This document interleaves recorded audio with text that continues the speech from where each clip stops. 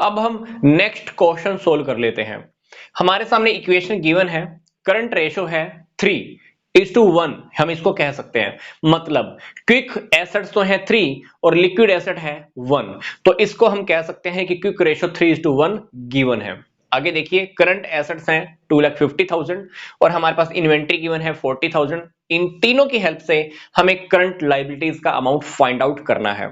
तो सबसे पहले हम क्वेश्चन में क्या करेंगे, ध्यान से देखिए, क्योंकि हमें क्वेश्चन में क्विक रेशो गिवन है।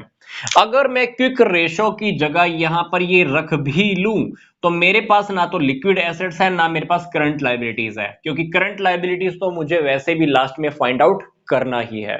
तो यहां पर क्वेश्चन में प्रॉब्लम क्या है, हमारे पास ना तो लिक्विड एसेट्स है ना हमारे पास करंट लायबिलिटीज है। नहीं तो मैं यहां पे रख देता लिक्विड एसेट का अमाउंट और करंट लायबिलिटीज मुझे पता चल जाती।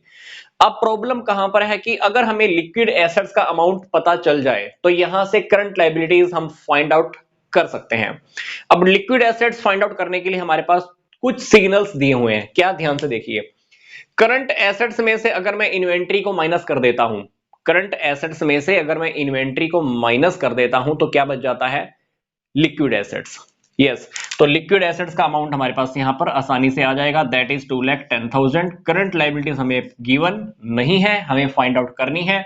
तो यहां पर जब आप इस इक्वेशन को सोल्व करेंगे तो करंट लायबिलिटीज का अमाउंट आ जाएगा 70,000, क्योंकि करंट लायबिलिटीज ऊपर चल जाएगा, 3 यहां पे आ जाएगा। 2,10,000 को आप 3 से डिवाइड कर दीजिएगा तो हमारे पास अमाउंट आ जाएगा 70,000। तो इस क्वेश्चन में हमने क्या किया है, ध्यान से देखिए। क्विक रेशो की हमने हेल्प ली, लिक्विड एसेट्स हमारे पास नहीं थी।